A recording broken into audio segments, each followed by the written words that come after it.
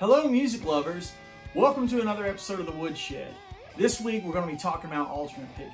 I want to give you guys some mental concepts to think about, not really anything that's like exercise based, because what I think is very important is for you to take licks that you play and ideas that you already have and implement alternate picking into those ideas, right? What I want to do is talk about the fundamental mental concepts of my alternate picking, and hopefully it's some stuff that you guys can take with you and improve your own alternate picking. Picking is something that you guys always like to talk about. I like talking about it because for as many questions as you ask me, I have to go and reverse engineer my playing and figure out what I'm doing.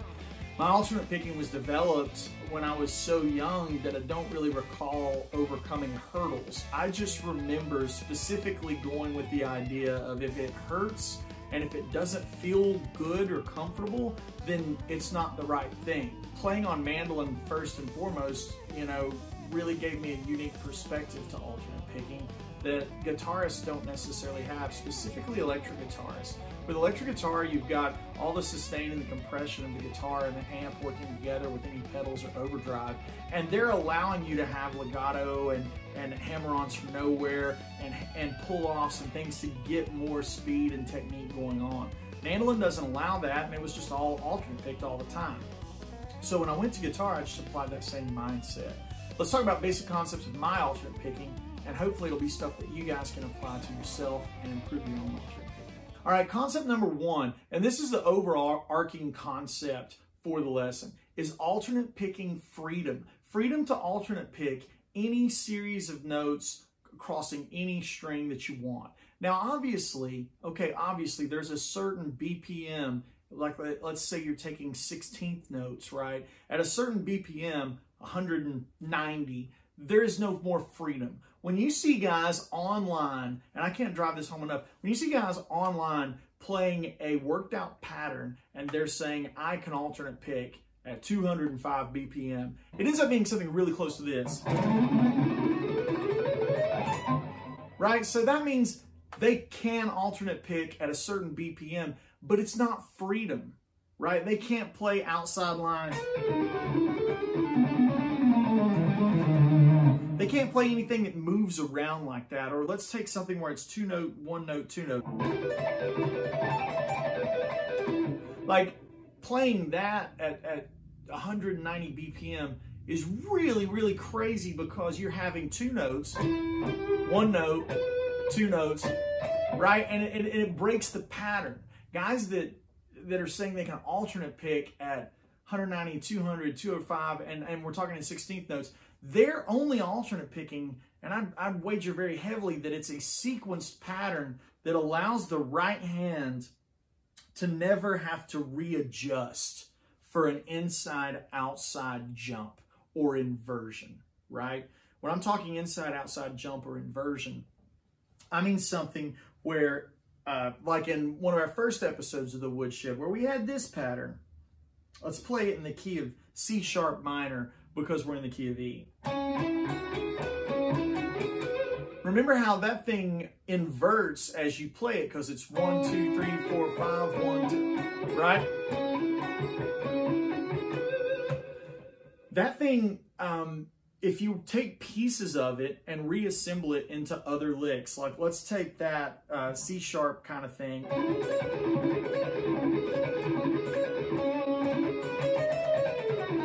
Like something like that. That gets really awkward because you're having to play two notes, one note, three notes, one note, three notes, right? And it keeps changing around.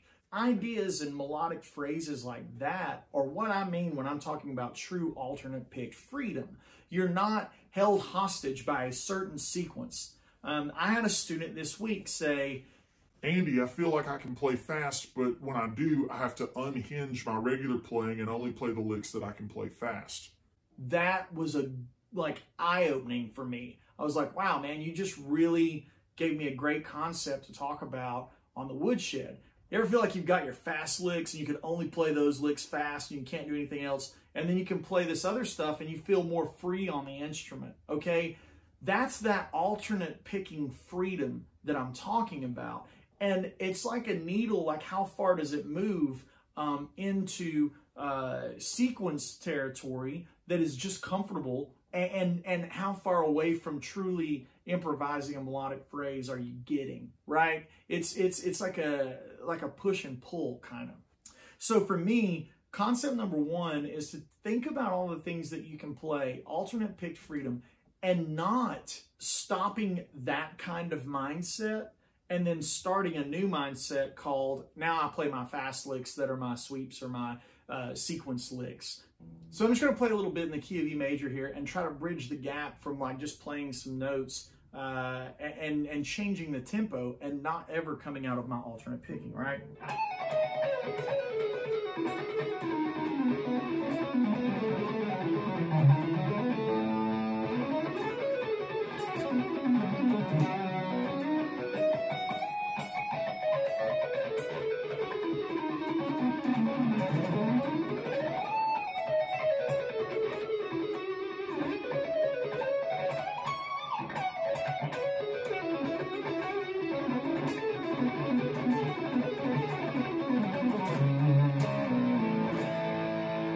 So you saw how I was just trying to improvise using only the notes and the chords from E major scale and just trying to change the tempo and the phrase and never having it turn on and off. By that, I mean, I don't play at this tempo and then all of a sudden have to stop and go. Like, those feel like two different players or two different styles, and they're unhinged. It doesn't feel like you've got a lot of continuity there. So that's thing number one, like alternate picking freedom. Thing number two is a more mechanical aspect, right? So item number two on our docket today is how tight do I hold the pick? This is a common question. Friends ask me this, you know, they're guitar players, and then you guys online ask me this stuff a lot too. I hold the pick tight enough to where it pushes through the strings. I'm going to try to play unplugged here for you. And as you can tell, I play a lot harder than it looks like. I'm not holding the pick so tight that it's overstraining anything in my hand or my arm. I'm holding it tight enough to where, let's say I've got a coffee mug in my hand or my phone. If someone tries to take it, they've got to like pull, right? You got to pull the pick out of my fingers, but it's not vice grip. I rarely drop my pick on stage, and those issues are usually coming from me holding it too light. All right, so now going farther on that, the angle of the pick that I play, I don't use this like extremely up and down thing, and I'm also not going like horizontal with the pick. It presents a different kind of tone. You can tell that that's got a lot of thud in it. All right, now I'm going to change the pick angle to what I normally like. You see how it changes the tone? It almost presents a more refined tone. It dips the mids a little bit, and it makes it smoother while also adding a little bit of top end, which is kind of odd. Here's the dull, thuddy, perpendicular thing. Changing the angle.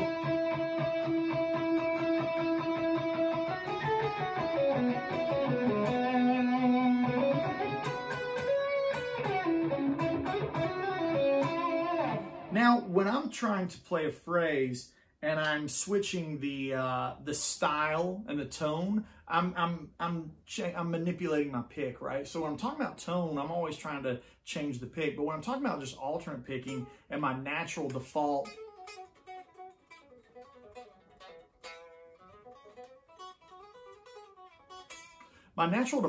is as relaxed as possible. That segues us into our third item today, which is remaining relaxed. Relaxation is the most important thing to your alternate picking. If you are overstrained and tense, you're not going to have the ability, your body will not allow yourself to play these things, right? It's really important not to become so relaxed that you're playing lightly, because If I was playing that light, I would never be able to play with any kind of speed. There's a balance there that you have to find for yourself. And one thing I like to talk about a lot is how everybody's hands look different when they're playing. You have to embrace what the feeling is that you're searching for in your alternate picking, far more so than any kind of look or quantifiable image that you're like, well, he looks like that, that's what I've got to do. It's more about searching and taking an introspective look and becoming relaxed and trying to play a line as relaxed as possible. This is something that can go all the way up into super advanced techniques. We were talking about 4-string cross picking. I think the lick was something like that last week. Even though that takes a lot of concentration, there's still an element of me being relaxed enough to pull it off. For me personally, with the amount of odd note, even note, string jumping things that I do in my playing, I don't find it useful to play from the fingers like this kind of thing. This is something that a lot of guys can do, and they've developed licks and a style that that works with that, right? That is a guy that does this kind of thing. There's 3 that come to my mind. Like Chris Brooks does it. I'm pretty sure Yngwie does some of that, and Michelangelo BIJOU. They're all 3, you know, obviously Yngwie's like icon legend, but they're all 3 shredders that can kind of play in this style. For me, I don't find that stable, right? I can't stabilize. One of the things that I like to do, and I've heard Guthrie Govan talk about this, where I want as many contact points with the guitar in my arm as possible. I don't like a lot of cutaways that like jut back too far. I like to have a lot of contact because I'm using all of that as stabilizers so my hand can do what it wants to do, right? If I've got to do, or if I've just got to do single note things. Like if you hear in both of those in the single note line, that's got a lot of different note per string.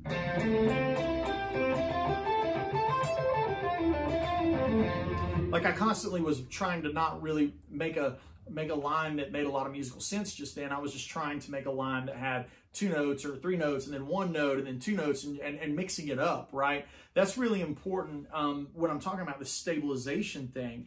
I'm using this part of my hand to kind of mute the low strings that I'm not playing. But also I've got an anchor point here. You know, basically all of this is an anchor point that's happening at different points in my playing. And then as much arm as I can get on the guitar to stabilize my right hand as I go. That's really, really important as far as me and how I'm able to pick through certain things. I hope that's beneficial to you guys. So the last thing I want to talk about is dynamic range and controlling it, right? Controlling dynamic range as you play, all of those kind of muscles that control loud and soft, those muscles in your arm, those are also the muscles to me that help me control the alternate picking technique, right? So I employ you to take some kind of, maybe a nice little cleanish tone and play light and loud throughout it, you know? Okay, in the dynamic range, I want you to take just notes in a scale, right? And play through that scale, weaving in and out of loud and soft and fast and slow. I'm not gonna try to play anything too fast or too slow, but just check out how I'm gonna just, this is a clean-ish kind of tone. There's a little bit of fuzz on there, but it's not wound up all the way. So if I'm just gonna play a little bit.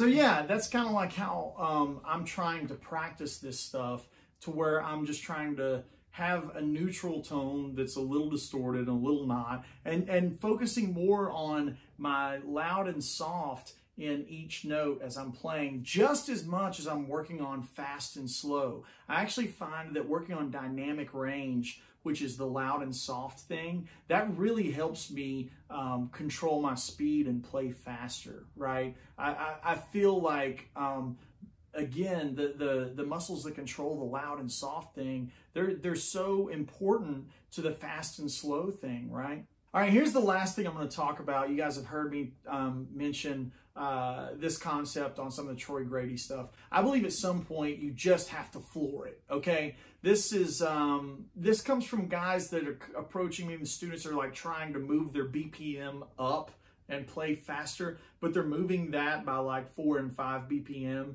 They're never just like, screw it, man, here's 30 BPM. I'm just gonna floor it and see what happens. Like, I think that's super, super important to developing speed, because when you play faster, it's truly a different technique than when you play slow. When I play slow, I have a lot more swing and openness in my technique than when I play fast, right? It's because as I speed up, I've practiced the feeling of playing fast. And if you're only moving the needle in like 4 BPM at a time, I truly don't believe that the mechanic is the same. And at a certain point, it's just not going to work. I don't know what that point is. It could be different for everybody. But I know that for me, I definitely shift gears around 130, 140 BPM when I'm playing 16th notes. And it definitely changes the way that I feel. And so I recommend, if your limit as 16th notes is 120, for instance, put it on 150 and just fall on your face, but try to remember what that feeling of that speed is like, because you've got to practice playing, you've got to practice that, like that tempo that you'd be playing at. And then when it's not working at that tempo, you have to delete whatever it is that's not working and try a different technique, right? Then bring the tempo back down. Don't bring it all the way down to 120, but like bring it down to, 135 or something. Like, I feel like, again, just to put a point on that, and I hope this stuff makes sense to you, I feel like you've got to practice playing fast, right? So just crank up the metronome or find a fast song and just try to play along with it. If you're looking for something that's ridiculously fast, may I recommend Rawhide by Ricky Skaggs. He's covering an old Bill Monroe tune called Rawhide. Put it on, it's in the key of C, and just try to keep up, Another one would be Country Boy. The outro section is E, A, and D for soloing, and then it's extremely fast. And most people, I would say most players, can't consistently play 16th notes at that tempo. So it's a really great tool. You got to turn off the fear, right? You got to turn off the fear when you practice. When you're afraid in practice and you're just telling yourself you can't do it, then you've already kind of failed, right? You've already told yourself you can't do it. I'm a big fan of being like, yeah, man, I think this can be done. Like, I think this can be done, and keep reassuring yourself of those things. And then what that allows you to do is it opens up your mind to allow these different sensory nodes to fire off when you're playing, and you go, oh, that's it, that's the feeling. I got to remember what that feeling is, right? Again, when it comes to alternate picking and playing fast, there's so much going on up here that's like mind over matter and mind over body and becoming relaxed. It honestly has a lot to do with martial artists in a lot of ways, or athletes, really great athletes. Like, of course, there's the hours in the gym to get huge, or get fast, or running the drills or the burpees or whatever. Just like there's things that you can do that are exercises on guitar, but at a certain point, you have to mentally tell yourself that you can do this stuff. And then you go in to practice and you're like, I can do this. What am I looking for? And it allows your mind to open up and look for the feeling. That's the most important thing. It's just like learning to ride a bike or swim. All right, guys, this was a very conceptual episode. I'm going to be live streaming some this week, and always chime in and fire off some questions for me. I hope you enjoyed this. It was a change of pace for me, just to get really heady and talk about some concepts and philosophies around alternate picking, more than just the plain old stuff that you see all over YouTube that's like, put your finger here, hold your pick like this. It's like, dude, that's kind of beat to death. So I want to talk to you, today about all those mental things that I'm thinking about, and I really hope you enjoyed it. Leave a comment, let me know what you think about it. Would you like to see more episodes like this? For me as a teacher, while we're all home from COVID and everything, this stuff is far more rewarding to talk about. So, I guess that's all I'm saying is this stuff is really rewarding to talk about, because this is actually what goes through my mind when I'm alternate picking. It's not, oh, am I holding my, is it this downward pick? Is it this? Is it it? Like, it's not, I'm not overanalyzing myself, you know what I mean? I'm actually trying to get into a calm Zen state and just relax and feel the instrument, feel the anchor points in the guitar, and allow my mind to tell my body what I want it to do. All right, enough hippy-dippy stuff for this week. We'll see you next time. Hopefully see you come into the YouTube channel when I stream this week. Cheers, guys.